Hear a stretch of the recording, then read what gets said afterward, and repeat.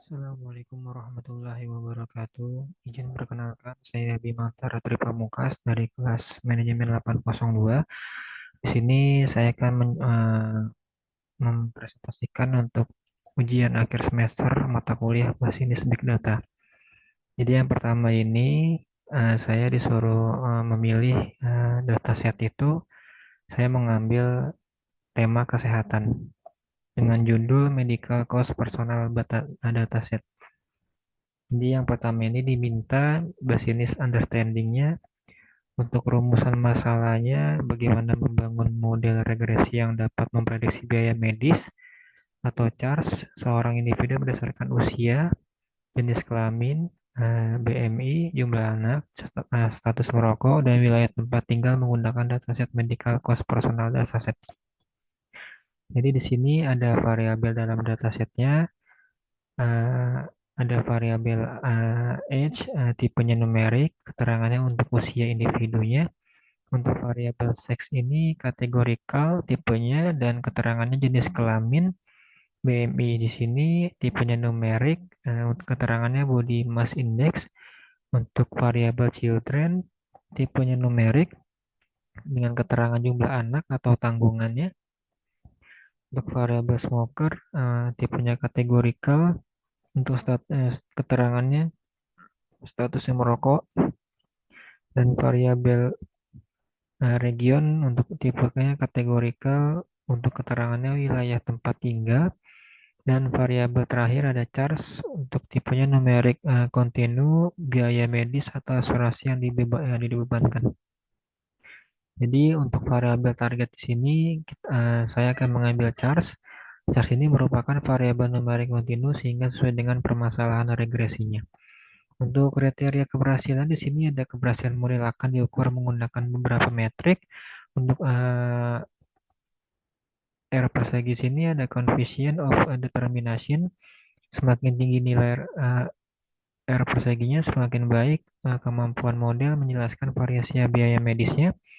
Untuk EMA ini, mean absolute error ini semakin kecil EMA-nya, semakin kecil rata-rata kesalahan absolut prediksinya.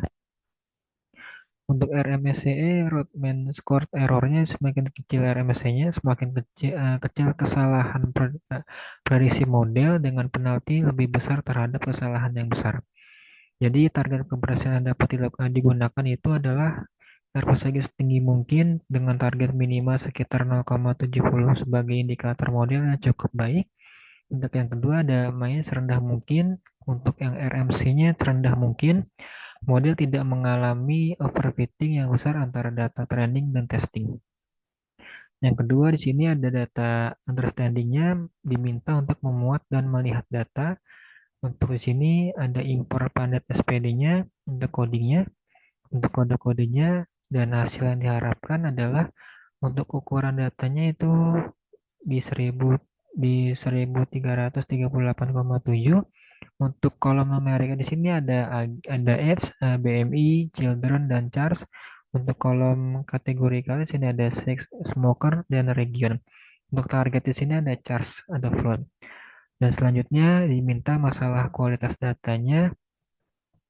Untuk pemeriksaan dilakukan terhadap missing value-nya, duplikat, dan tipe data memastikan numerik dan kategori sudah sesuai. Format tidak konsisten, periksa nilai unik pada kolom kategorikal. Untuk outliernya di sini dapat diperiksa menggunakan box plot, terutama pada BMI dan charge-nya. Dan yang ketiga di sini diminta untuk EDA singkatnya. Untuk distribusi targetnya di sini ada import,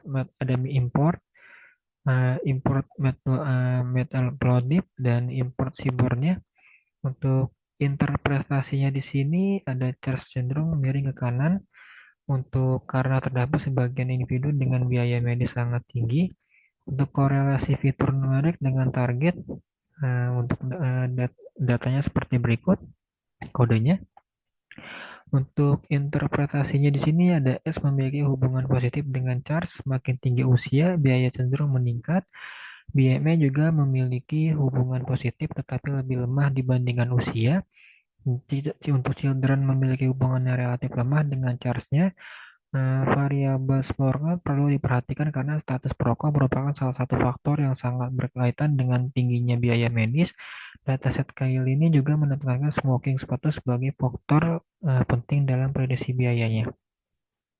Untuk kesimpulan data understanding di sini, dataset layak digunakan untuk regresi karena target charge ini berupa angka kontinu dan jumlah data mencapai 1338 baris. ADA ini menunjukkan bahwa usia, BMI, dan terutama status merokok berpotensi menjadi prediktor penting terhadap biaya medisnya. Yang ketiga, yang selanjutnya di sini diminta data preparation-nya atau pembersihan data. Yang pertama di sini ada memeriksa nilai mustahil AIDS kurang lebih 0, BMI 0 kurang lebih sama dengan 0 dengan childernya kurang lebih 0.